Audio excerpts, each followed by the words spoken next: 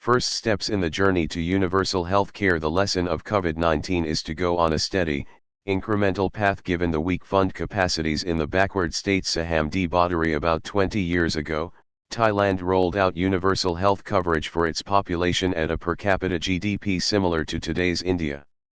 What made this possible was a 3-decade-long tradition of investing gradually but steadily in public health infrastructure and manpower. This meant that alongside the availability of funds, there also existed robust institutional capacity to assimilate those funds. For India, the lesson of COVID-19 entails setting forth on a steady and incremental path to universal health coverage, not attempting a sudden and giant leap. This is important because enough evidence exists on weak fund-absorbing capacities, particularly in the backward states. At times, such unused funds have been to the tune of over half of the state's public health expenditure. Budgetary allocations. The Union Ministry of Health and Family Welfare budget for 2021-22, viz. 73,932 Indian rupees crore, saw a 10.2% increase over the budget estimate, B, of 2020-21, a modest increase even nominally. Also, a corpus of 64,180 Indian rupees crore over 6 years has been set aside under the PM Atmanirbhar Swasth Bharat Yojana, PMANSBY, for strengthening health institutions, and 13,192 Indian rupees crore has been allocated as a Finance Commission grant. While the allocations still leave a lot to be desired, these could make the first steps of a journey that steadily builds towards sustainable universal health coverage through incremental strengthening of grassroots-level institutions and processes. Two important and prominent arms of universal health coverage in India merit discussion here. Universal insurance. The B for the Pradhan Mantri Jan Arogya Yojana, PMJ, which covers over 50 crore poor Indians for hospital expenses up to 5 Indian rupees lakh per annum, has stagnated at 6,400 Indian rupees crore for the current and the preceding couple of years. And so have the actuals and revised estimates at around 50% of the BES, which should be cause for concern. Large expenditure projections and time constraints involved in input-based strengthening of public health care have inspired the shift to the insurance route for achieving universal health coverage.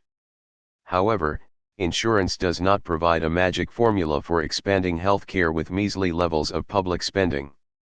Available estimates have pegged the costs to be between 62,000 Indian rupees crore and Indian rupee 108,000 crore for 2021, if PMJ is to meet its stated commitments. Given these circumstances, making do with such paltry spending year after year would mean that the scheme benefits are being spread out too narrowly or too thin, implying the inability to afford enough protection against catastrophic health expenses to the poor. Beyond low allocations, poor budget reliability merits attention. Another related issue is the persistent and large discrepancies between official coverage figures and survey figures, for e.g. the National Sample Surveys, or NSS, and National Family Health Survey, across Indian states, indicating that official public health insurance coverage fails to translate into actual coverage on the ground. This is particularly intriguing for forward states such as Maharashtra, Gujarat, and Karnataka, where state-level public health insurance schemes have been operational for around a decade. Robust research into the implementational issues responsible for such discrepancies and addressing them is warranted. Without the same, the PMJ's quest for universal health coverage is likely to be precarious. Finally, even high actual coverage should not be equated with effective financial protection.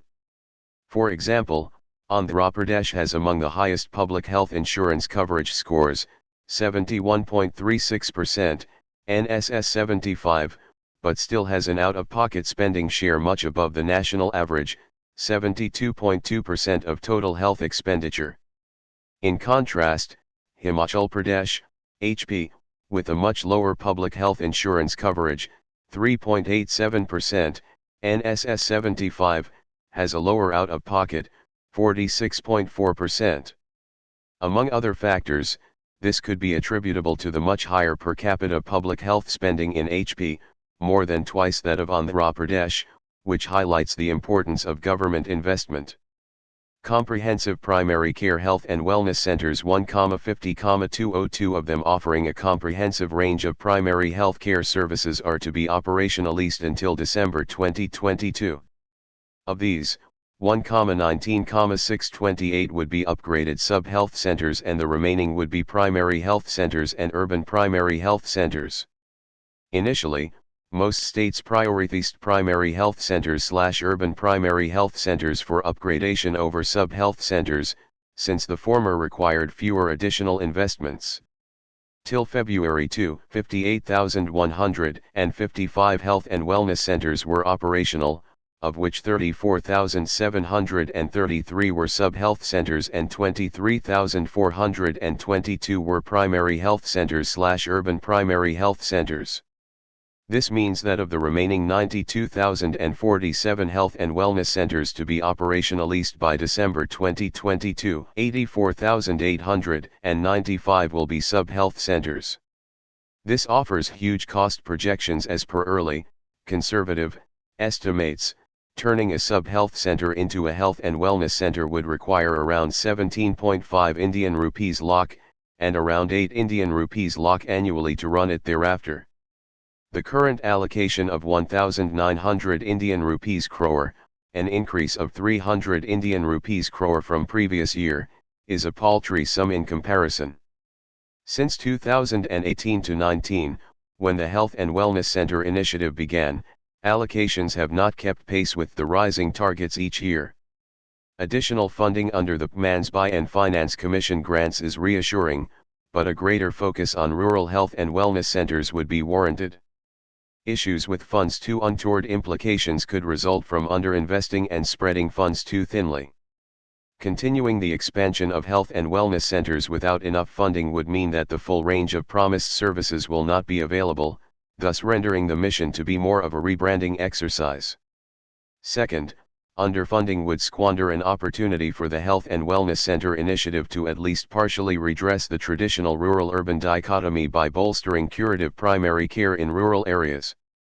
This opportunity arises on account of the expanded array of services that health and wellness centers are supposed to provide, and the fact that an overwhelming majority of them will be in rural areas. Since curative care implies larger costs, they could be largely confined to delivering merely preventive, wellness, and referral services without adequate funding. COVID-19 has prodded us to make a somewhat stout beginning in terms of investing in health. The key, and the most difficult part, would be to keep the momentum going unswervingly. Dr. Saham D. Bhattari is a physician, public health policy researcher and commentator. Next article: Troubled Mountains. The Uttarakhand glacier burst should prompt a review of how the Himalayas are treated. The staggering collapse of part of a glacier in Uttarakhand's Nanda Devi mountain and the ensuing floods that have claimed many lives come as a deadly reminder that this fragile, geologically dynamic region can never be taken for granted. A significant slice of the glacier, dislodged by a landslide, according to some satellite images, produced roaring torrents in the Rishiganga and Halaganga rivers in Chamoli district, trapping unsuspecting workers at two hydropower project sites. Scores of people are still missing in the wave of water, silt, and debris that swamped the rivers and filled tunnels in the Tapovan power project, although the immediate rescue of nearly 15 people by the ITBP, the Army, and other agencies brings some cheer. The rescuers face a challenging environment as they try to locate more survivors and bring relief supplies to paralyzed communities. These immediate measures are important, along with speedy compensation to affected families.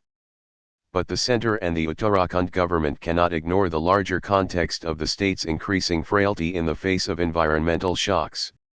Once the crucible of environmentalism, epitomized by Sundarlal Bahuguna, Gaura Devi, and the Chipko movement, the state's deep gorges and canyons have attracted many hydroelectric projects and dams, with little concern for earthquake risk. Red flags have been raised repeatedly, particularly after the moderate quake in 1991 in the region where the Tehri Dam was built and the 2013 floods that devastated Kedarnath, pointing to the threat from seismicity, dam-induced microseismicity, landslides, and floods from a variety of causes, including unstable glacial lakes and climate change. India is heavily invested in dam development and growth of hydropower, largely in the Himalaya region, especially to cut carbon emissions.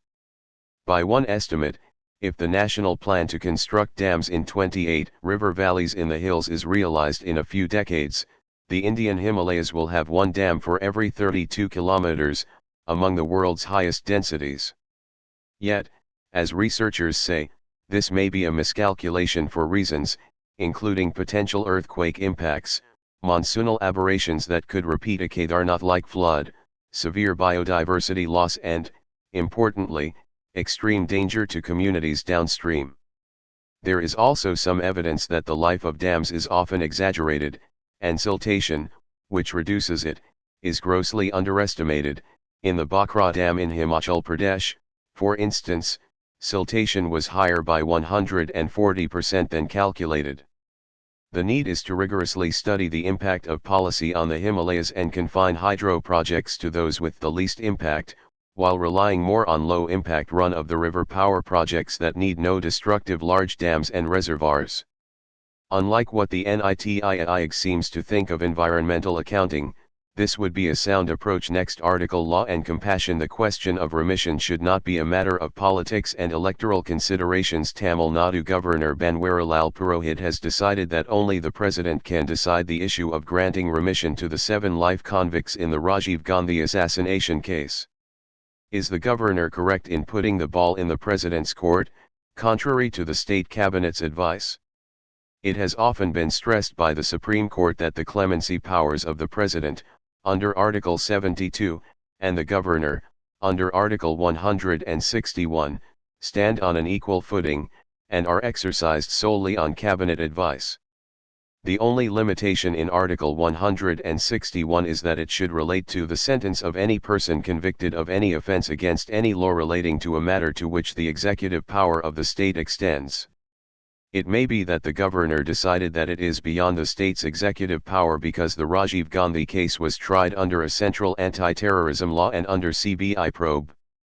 Further, in a situation arising from the state government's attempt in 2014 to remit their sentences under the CR.P.C., the Apex Court had ruled in 2015 that such remission would require the center's concurrence. However, this is not a tenable argument, as the same judgment made it clear that its opinion was limited to the CR.P.C. and would not bind the sovereign power conferred on the President or the Governor under the Constitution. Also, it cannot be forgotten that the Apex Court had dropped charges under the now-defunct TADA, and sentenced the convicts only under the IPC for the murder conspiracy.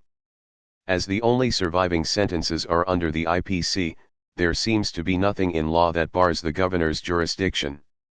The decision is debatable for the unusual delay in the Governor reaching his conclusion as much for its legal correctness. It took Mr. Purohit more than 2 years since the state cabinet advised him in September 2018 to order the convicts' release to decide the question. The Supreme Court has been asking him to avoid a situation in which it would have to intervene. One could speculate that the delay reflected the center's concern about releasing those involved in the plot to assassinate a former prime minister, and its ramifications for its policy of zero tolerance towards terror.